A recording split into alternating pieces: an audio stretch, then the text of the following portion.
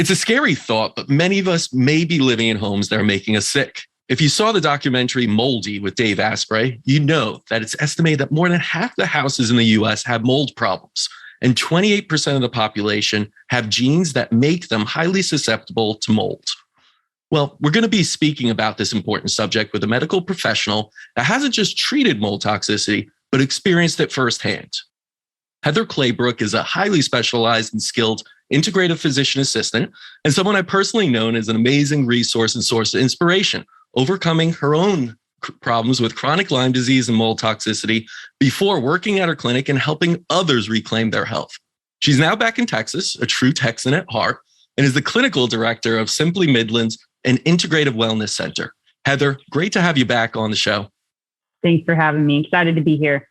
Yeah, no, I mean, you've told your story before in an early episode. I think we're almost up to like episode 100. You were on the first to tell your story about Lyme disease and going through all the perils you had to go through. But a large part of that story was actually mold, wasn't it? Yeah, and absolutely. Could you tell us a little bit of that story and how mold impacted you?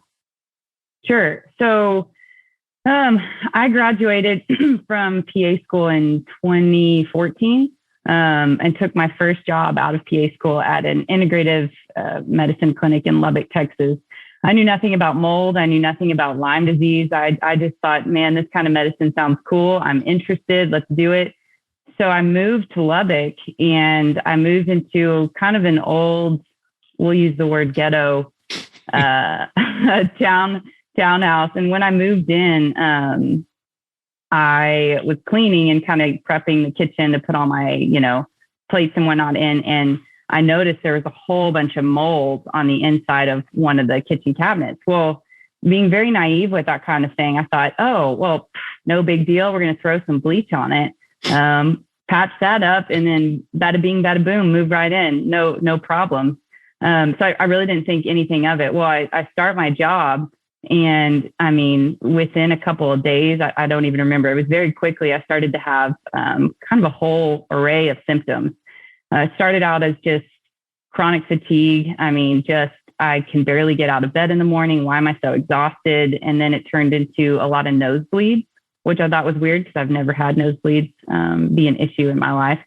And then it turned into just kind of seeing spots and stars and things like that, and extreme brain fog, headaches, the whole bit. So these symptoms are starting to kind of add on. And when you take a new job, you don't want to be the girl that goes in and says, hey, I know I'm treating all these patients that are saying they have these symptoms, but I also have fatigue. I didn't want to be a hypochondriac. So I kept thinking, well, maybe it's just stress, and this is my first job, and allergies, and just trying to come up with things. And I was training at the time, just kind of learning about this whole world of medicine. But finally, I mentioned it to my boss. I said, hey, I've kind of not felt like myself. I haven't felt very good. And he said, well, what's going on? I told him my symptoms. And the first question he asked was, well, when did this start? And I said, I guess when I moved here. Yeah, when I moved to Lubbock. And his next question was, have you ever seen any mold in your house? And I said, yeah, right when I moved in, I saw some mold in one of the cabinets, but don't worry, I cleaned it up. It's no big deal. And he just kind of shook his head and was like, oh no. So that was the day that I started to learn about mold and mold illness and so on and so forth. So I ended up doing a urine mycotoxin test and came back positive for a couple of different types of mycotoxins from black mold, and then tested my home and the house. Even though I couldn't see any more mold anywhere, it was just sky high for mold toxins and mold in general. And then, went on a journey of learning about that and healing. And that was kind of the beginning of my whole sick journey, I would say. Yeah, it kind of catapults things. And in a way, you were fortunate because you saw the mold. You were able to say, because so many don't see it. It's invisible. I learned there's over 300,000 different variations of mold that you get in a house, normally behind walls. You're usually not going to see it. Normally invisible. Normally you don't see the black, even if you were to strip it down sometimes. So it's really hard to detect whether or not you have molds. And again, you said things like chronic fatigue, brain fog, digestive issues, pain, inflammation, like that. That's so many things. You could say anyone could be like me. Yeah, I have that.